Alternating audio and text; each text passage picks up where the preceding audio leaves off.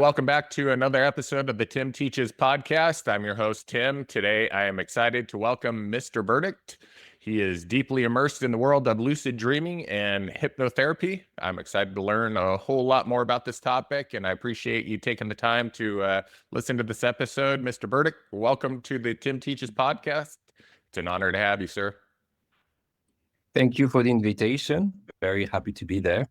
Yeah, absolutely. So today we're going to be kind of touching on what you do, and you caught my attention with hypnotherapy and lucid dreaming.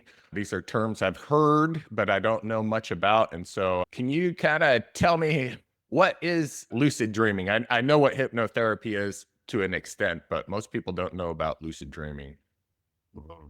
Yeah, it is becoming more and more popular, the practice of lucid dreaming, especially in the therapy field. But what people don't really know that it's been used for years, even for centuries, and actually across different regions around the world. And what people don't really know that hypnotherapy was born in Africa, around in Egypt, in ancient Egypt, through sleep temples. So it was common back in the days to go to temples and to get into the state of trance and working with people who would kind of recite different prayer, not something really religious, but to help someone to reach their subconscious. It was really something that's been done in the past. And I've always been interested about working with people from a therapeutical point of view, working with the subconscious. But lucid dreaming is as basic as being lucid while you are in a dream. It's being like, okay, I'm dreaming about something very nice, very pleasurable. Oh, I reckon this is a dream. I'm not just passive in my dream. I'm really conscious about it. And the benefits of it is that once you are in your dream and once you know you're dreaming, everything is possible. Like literally everything is possible. If you've got a favorite singer or if you've got a favorite novel writer, anything you want to do, you can do it. There is no law, basically, because you are in your dream. And this is why it's so enticing for a lot of people who want to be lucid within their dream to do whatever they want. But also from a therapeutical point of view, it's just about how can you mend stuff that have hurt, damaged, or wounded you, or are you able to go back to a moment in time where you wish things had been done differently, or would you like to ask a question to someone who is not there anymore? This is why lucid dream is so powerful. But just to answer to the question very basic, it's being conscious that you're dreaming whilst you're dreaming. It's very interesting. So I've definitely had a few experiences where I intentionally tried to lucid dream. I listened to YouTube videos where they kind of talk you through the process, and eventually you're like, oh, I think I'm awake, but I'm definitely asleep. But I've never gotten very far. It's always like the first couple minutes, it's like, oh, I think I'm actually dreaming right now, but I can't control anything. It's definitely something I want to do. Are you working with people in a clinical setting, or are you teaching people this and they're implementing it at home? Yeah, there is something very interesting you said about the control, which is something I hear a lot about people when they know about the practice, when they know about the possibilities. So I've mentioned some of them. One of them can be just people do some kind of shadow integration, which I think you have mentioned or you talked about in your previous podcast, which is basically getting in touch with some of your darkest side or some of your most secret one.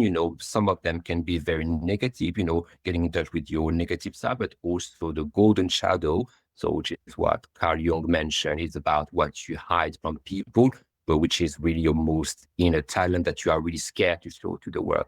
So people use that to also integrate their shadow or just connect with the inner child, or, contact people that have passed away and they just want to get in touch with them. So when people realize about the benefits and the power of it, the first thing that came to mind, but I want to be lucid much longer. One of my clients was, I want to do that for like 30 minutes, bearing in mind that based on the sleep cycle, the amount of time you will be lucid would never be like for the entire of your REM sleep, because generally you would become lucid during your REM sleep. So just to go very quickly about what is the sleep cycle. So every time when we go to bed, we go through different phases. stage one, which is a very small one, stage two, which is like the longer, we spend nearly 50% of it. Stage three, which is more like the deep sleep, is where our bodies really relax, where we are in the deeper sleep, basically. And there is a lot of benefits to be in stage three. Then we go back to stage two. Then we go to the REM phase. And it's really where you've got the most powerful lucid dream that you can have. You can be in lucid dreaming in stage three, but they tend to be less colorful, vivid, and powerful. This is why you will have the best lucid dream when you are in REM sleep. So generally, a sleep cycle will last for 90 minutes, and you will have a couple of them through the night. But then the idea is once you get there, you will never be fully lucid for the night during your REM sleep. But in order to be lucid, and this is why it's very paradoxical, in order to be lucid in your dream, you need to kind of have this level of surrender, to be surrendering, to not be in the control, which is fascinating because the more people learn about lucid dreaming, the more they want to learn techniques, the more they want to be in control of their sleep. They will start monitoring how much they have slept. They would take magnesium. They would try to get some vitamins to kind of boost their ability to be dreaming. But I think it's very not going to help them because the more you try to be in control, the less you're going to be able to be lucid, because being lucid in your dream require this level of awareness during the day, which we can discuss about it in terms of technique, which I think I don't really want to call it technique, but more like way of being, and a level of surrendering.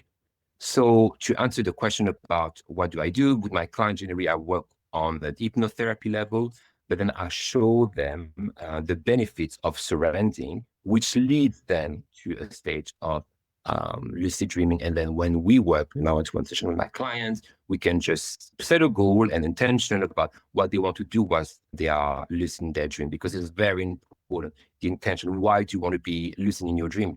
To have fun, to heal yourself, to explore something else, to ask yourself some question. But it's really important to have the intention, the awareness, but also the surrendering. What do you think the success rate is with your clients? It depends on, most of my clients come for hypnotherapy, but it generally, depending on the interest that you will have for lucid dreaming, it's never guaranteed. And just to go back to the notion of control, you're never going to be able to control your dream. You're never going to be able to say, okay, tonight I'm going to be lucid. This is impossible. Whoever tells you this is not telling you the truth, because there is a sense of playing with your subconscious or working with your subconscious. And your subconscious mind is the most unpredictable aspect of your personality. You have absorbed so much information, and having the audacity, I would say, that, oh, I'm going to be lucid tonight is very crazy. Even the people I work with or people I train with, whenever we got a lucid dream, we celebrate that, because it's not a common thing. You can train to have it, but I will never tell people that they should expect to be lucid tonight. There are some practices, there are some exercise you can do, but I think we need to be humble, because trying to manage our subconscious, I think go for it, but I wouldn't recommend it. I wouldn't say that to any of my clients, you're going to be with those techniques, with those things, you're going to be lucid tonight. It's impossible to predict that. And sometimes our subconscious mind will do it or will not allow it for a specific reason. And this is also part of the healing journey about why you're not able to get so lucid as much as others. And I remember during my training, I was a bit more, not very skeptical about lucid dreaming, but a little bit less enthusiastic than my classmate, because it was a training over a year with Charlie Morley, which is one of the best lucid dreaming teacher based in the UK. But I always have like a different perspective about why people wanted to become so lucid in their dream. And I just realized that the more skeptical you can be, the less, you let the process get into it. And then by the end of my training, I was less skeptical about different things, and I started becoming more lucid. So it depends. And some people were super motivated and they couldn't get because they were more in the control phase. So it depends. It's really depending. There is no magic wand, unfortunately. Does lucid dreaming and the term like out of body experience, are those kind of the same thing, or are they separate? I'm not super familiar with out of body experience. I've read a little bit about it. I think the body experience, it's not done whilst you're sleeping. I think you might be in relaxing or being laying down and you will experience, I would say, during the day or whilst you're doing it, but not whilst you're sleeping. I think is one of the main difference. With lucid dreaming, you are basically in the paradoxical sleep, what we say in French, or during your REM sleep, you will be actually sleeping. You will be in this state, and then you will be able to fly. You will be able to use superpowers, which is a bit different. But yeah, I don't think I can comment a lot on the out of body experience. Right. Right. So when you're lucid dreaming, you're obviously dreaming, but you're able to do all these fantastical things. Are you, is this just in your head, or do you think there is some sort of spirit uh, body separation where you're going into other dimensions, or is it just, just in your sleep and you're just having a good old time? Mm. It depends on the tradition because there is not just lucid dreaming. There are the lucid dreaming practice, which is done in South America, which is very different from the one from the Buddhist, and it will be different from what is being developed in the West and what was developed in Africa. For instance, in the Buddhist practice, there is this mm, belief that experiences that people are able to meet together whilst they are lucid dreaming. So they are able to do a lucid dream and practice, and they are using a lot to practice martial arts or learning something. And I remember one of my teachers told me that, they were able to be lucid, and whoever wasn't able to be lucid was kind of laughed out next day because some people were able to be lucid and not one of those people. So they said a different practice. In Latin America, some of them use dreamings in general, not lucid dreaming, as a planning for the next day. What did they dream about? Yesterday will be able to dictate what they would do for the following day. It's also used for ceremonies, also about get in touch with specific animals or specific spirit or ancestors, which we do a lot in African healing. So how do you get in touch with your ancestors? Because it can be a pull for you to speak with past generations. Uh, I think it's more about your subconscious, but it can be a portal for different things. And it's really depending on your belief. I believe that through your dreams, you will be able to connect with your ancestors because whether you want it or not, they are in your gene, they are in your bones. This is why in African healing or wisdom, there are 5 elements, and the fifth one is minerals, and minerals are our bones. And this is why your ancestors will stay, whether you want it or not. They stay with us for the rest of our life. And I think you are able to connect with them through your lucid dream and through your dreams. Yeah. Yeah. Incredible stuff. So how did you kind of get into this genre, I guess? Yeah. I mean, during COVID, I think like many people, it was about staying at home, being in face of who you are, really, almost like in a prison. When you think about the situation, we were locked down. Some people had the chance to have their own flat, their own house, but you almost got locked up, as in a prison. And I was kind of reflecting about what I want to do in my life, what I want to do with different things. And the idea of going through the therapy side was very natural. And I started thinking about what I can do. And my first idea was just to set up a YouTube channel, and it was about sleep. So how to help people with their sleep problem, what is the science of sleep, understanding the benefits of having a good sleep, why sleep it's not taught at school. No one really understands what is sleep. We spend a third of our lives sleeping, but this is one of the area that people don't really know a lot. We know a lot about business, we know a lot about celebrities, we know a lot about politics to an extent, but not about sleep. In the UK, our general practitioners or doctors only spend 2 hours, some of them in their training, just 2 hours about something which is as important as sleep. And I was wondering, but why this thing, which is so useful, which is so natural, and we spend a third of our life, is so unknown. So I started learning the science of sleeps. Then, obviously, the following step, what lucid dreaming is about. Okay, but you sleep, and what can you do with your sleep?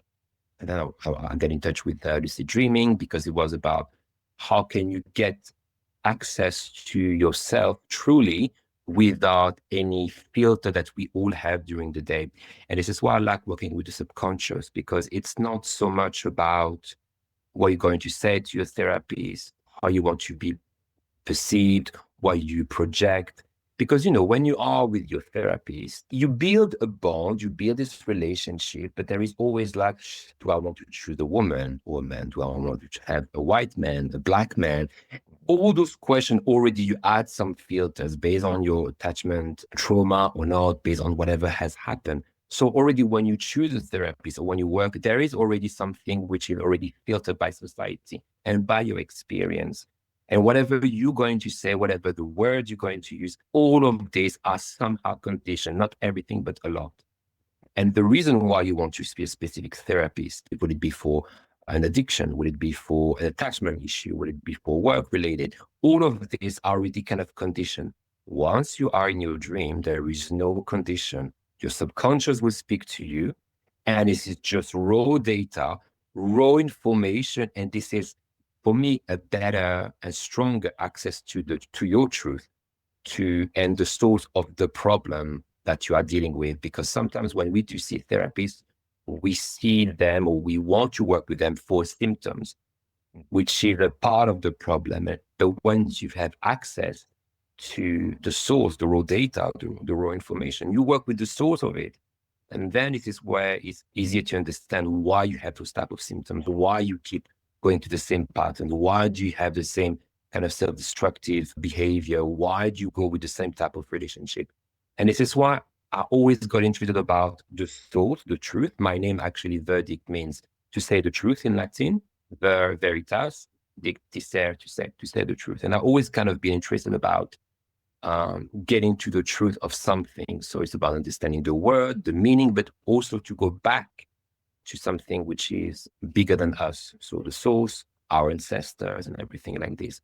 So to go back to your question, starting with the sleep, getting to lucid dreaming, but then having a different modality with hypnotherapy, which is a little bit more, I would say. I think people, when you speak about lucid dreaming, they're like, what are you talking about? Yeah. Being listening in your dream? Can you use it for fun, or is it also used for in the therapy world? But there is a recent research done in the UK with actually veterans who took part of this experience, and 75% of them, after having some kind of lucid dreaming training, showing them how to be more lucid, showed less symptom of having PTSD, which is incredible. Mm-hmm. And I think in the coming years, you're going to see more and more lucid dreaming or lucid dream practitioner, specialist, because it's very powerful. You can be in therapy for years.